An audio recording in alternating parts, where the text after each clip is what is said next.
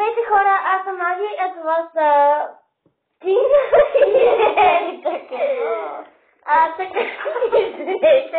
така, днес ще направим кола предизвикателство. Правилата са. Така, ще им задавам въпроси. Те ще имат по една чаша с кола. За да е по-честно. За да е по-честно, и аз имам една чаша с кола, заедно с бомбонче. Трябва да ви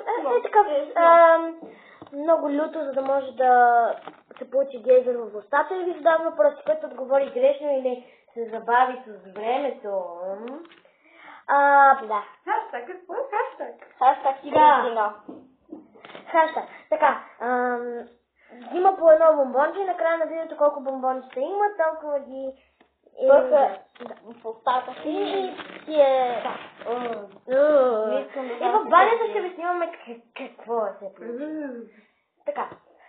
За накрая на видеото аз имам изненада, те не я знаят. Така, искам само да ви кажа...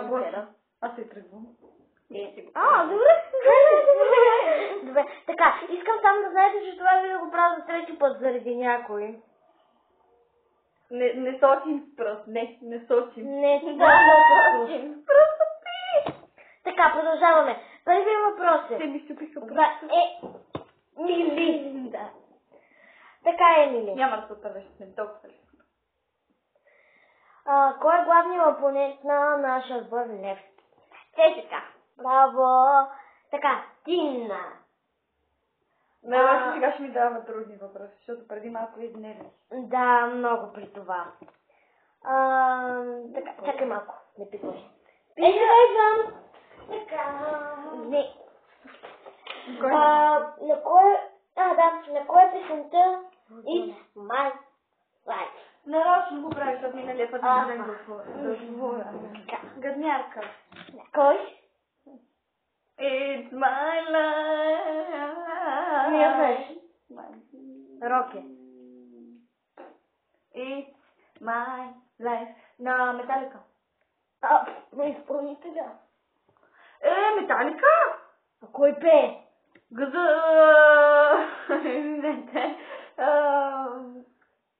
Спираме за малко.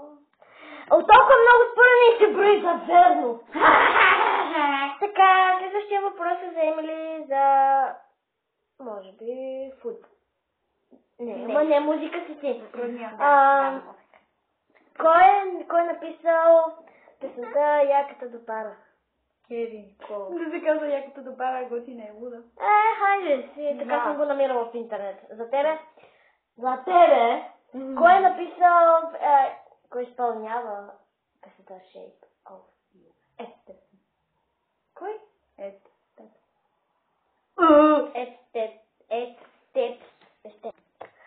Така, кой е главният опонент на Лудогорец? Не би от колата! Ще взема бомбонче, защото не знам. Да. Добре, за тебе, мило мое.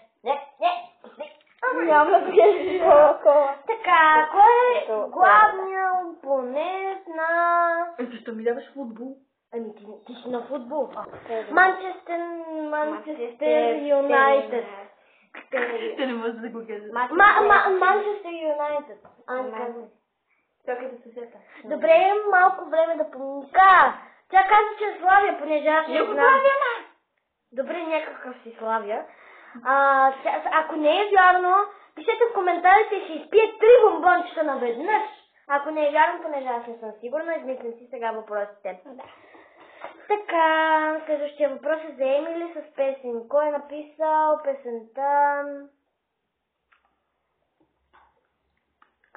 Пончо.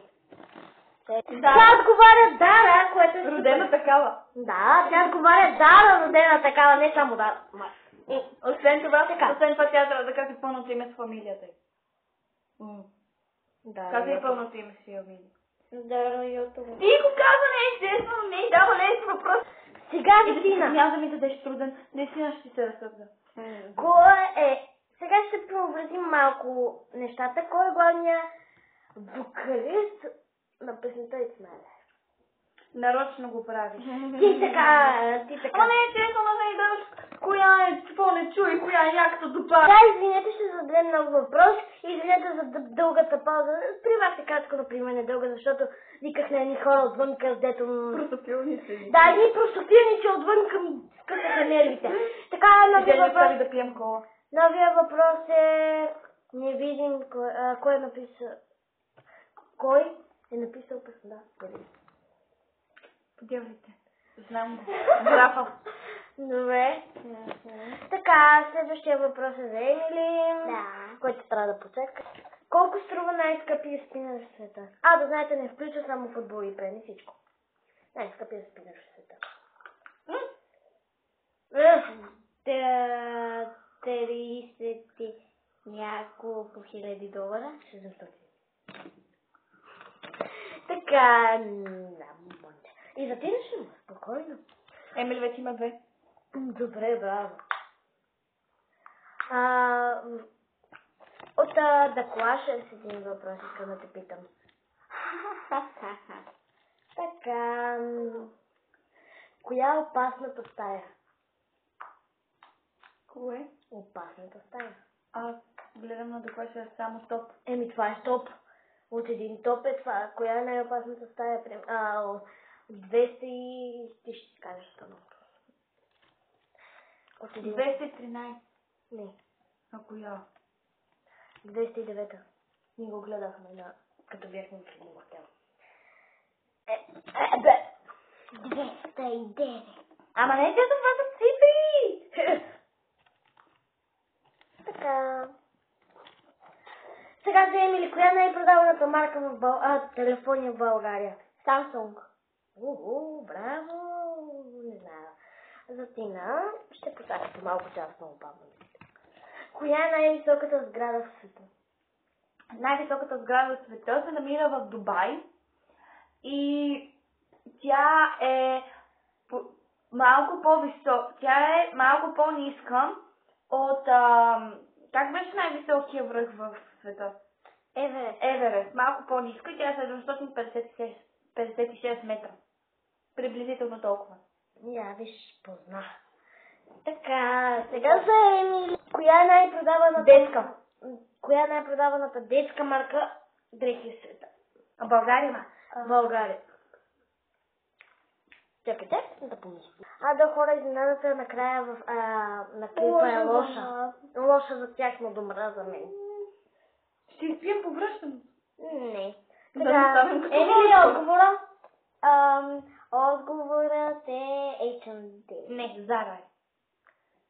Ужас, Зара. Хора, пишете в коментарите, който не харесва Зара, аз не харесвам. Прекалено. Дайте лайк. Дайте лайк и се абонирайте за канала. Лично аз не харесвам Зара и това беше края на клипа и сега лошата изненада. Само една секунда. Разделяме бомбончетата и аз изимам по 2 от всеки отбор. Няма да ги имам. Имам 5 бомбона. Аз имам 4. Така, хайде! Хора, сега се местим в банята, както знаете, това е лошо и за мен, понеже и аз имам 4 бомбончета. Не е честно. Аз имам 6, а тя 4. Help me. Help! Изгаряме.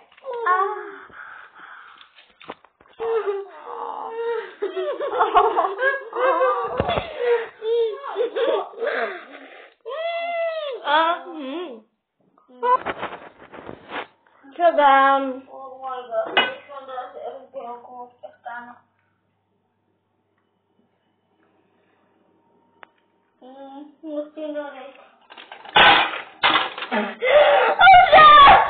Изрекна с устата ми. И на мен! Това беше част от нас! Свършваме времето! Свършваме времето и ни давай! Много малко пи. И така, хора, това беше край на клипа, Емили изригна. И така, чао от мен!